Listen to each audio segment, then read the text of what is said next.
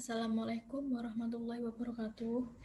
Perkenalkan, nama saya Sani Almira Aska dengan NIM 2018-102 30311064. Di sini saya akan menjelaskan tentang urgensi hidup sehat bagi manusia.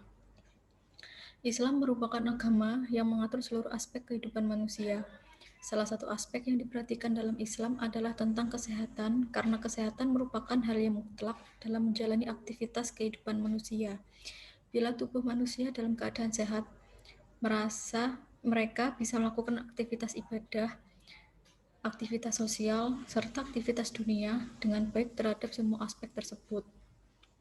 Alangkah indah agama Islam ini, sebab segala hal telah ditetapkan ketentuannya dan kadarnya, sehingga kita sebagai umat Islam khususnya haruslah menaati ketentuan yang sudah Allah berikan, agar keberlangsungan kehidupan dapat teratur dan terjaga.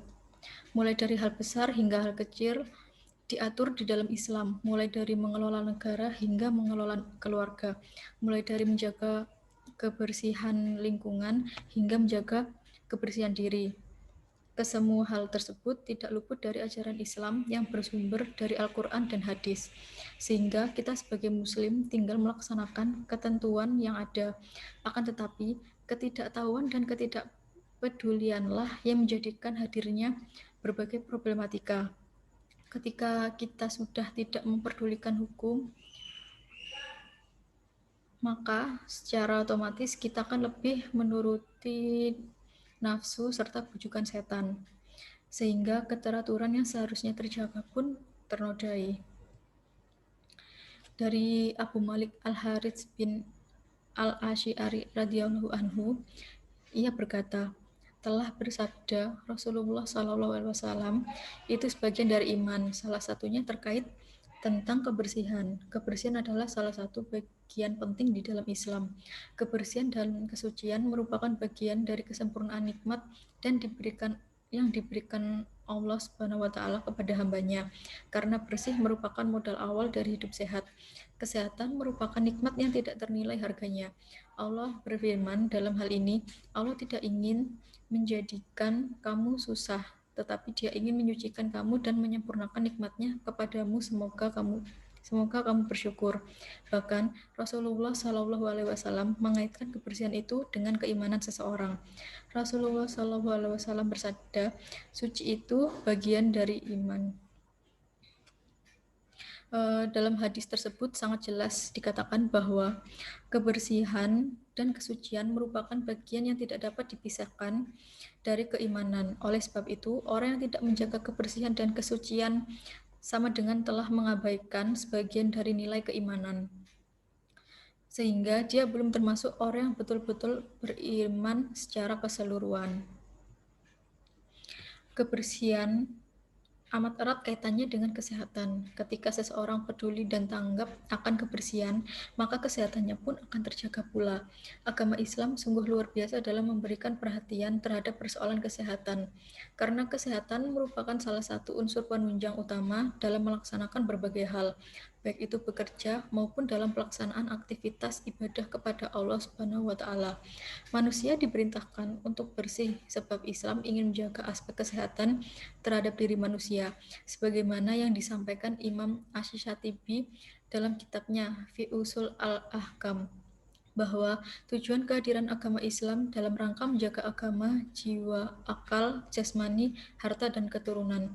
Oleh karena itu, dalam melaksanakan tujuan kehadiran agama Islam tersebut, kesehatan memegang peranan yang sangat urgent. Tanpa adanya kondisi kesehatan seseorang, maka dengan sendirinya berbagai upaya untuk memenuhi kewajiban pokok akan sulit dilaksanakan.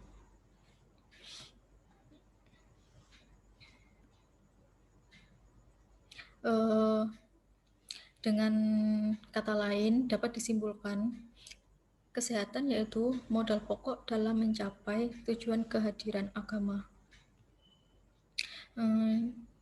Di sini ada dalam khasanah Islam ada dua terminologi populer yang artinya sehat. Di sini menurut Asihah dan Alfiat. Menurut Asihah adalah bentuk kesehatan yang meliputi jasmani atau raga atau lahiriah. Sedangkan menurut Al-Afiyat adalah bentuk kesehatan yang meliputi rohani atau jiwa atau batiniah.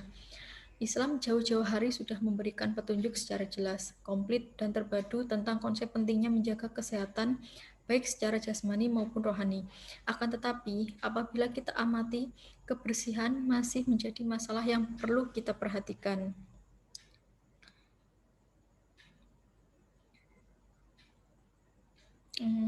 Hal ini dapat kita lihat dari lingkungan sekitar yang masih jauh sekali dari kata bersih.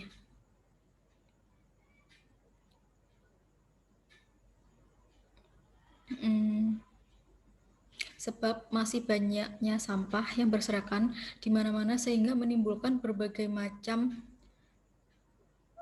persoalan seperti banjir, bau tak sedap, dan lain sebagainya. Tidak cukup apabila kita hanya peduli terhadap kebersihan diri, karena di samping itu, Islam juga sangat memperhatikan kebersihan lingkungan tempat tinggal, karena sebagai agama yang menjadi rahmat bagi sekalian alam, Islam tidak akan membiarkan manusia merusak atau mengotori lingkungan sekitarnya. Kebersihan lingkungan itu sendiri akan sangat berpengaruh terhadap keselamatan manusia yang ada di sekitarnya. Oleh sebab itu, menjaga kebersihan lingkungan sama pentingnya dengan menjaga kebersihan diri. Tak sulit rasanya apabila manusia ingin melihat tumpukan sampah di sekitar lingkungan manusia tinggal. Padahal tempat tersebut kerap digunakan oleh khalayak ramai. Manusia juga dilarang meludah di sembarang tempat karena di samping ludah itu sendiri sangat menjijikkan, juga menjadi salah satu sarana menularnya beberapa penyakit. Dalam hal ini Rasulullah Shallallahu Alaihi Wasallam bersabda, meludah di masjid adalah dosa dan kafaratnya adalah dengan menanam ludah itu. Masjid di zaman Rasulullah Shallallahu Alaihi Wasallam hanyalah berlantai tanah dan pasir, sehingga kadang-kadang ada orang yang dengan diam-diam meludah sembarangan di dalamnya. Lalu Rasulullah Shallallahu Alaihi Wasallam memerintahkan siapa yang meludah di dalam masjid untuk menanam ludah itu supaya tidak jorok dan diinjak atau diduduki orang lain. Dalam hadis ini dapat kita ambil hikmah bahwa Islam melarang kita untuk meludah di tempat-tempat umum seperti masjid dan juga tempat lainnya, karena sama-sama menjijikkan dan menjadi salah satu faktor tertularnya penyakit. Oleh karena itu, betapa pentingnya arti kebersihan itu sehingga kita dapat mencerminkan bagaimana seharusnya orang muslim itu menjaga kebersihan diri dan lingkungannya. Sekian dari saya. Mohon maaf apabila ada kekeliruan dalam menjelaskan. Mohon maaf. Wassalamualaikum warahmatullahi wabarakatuh.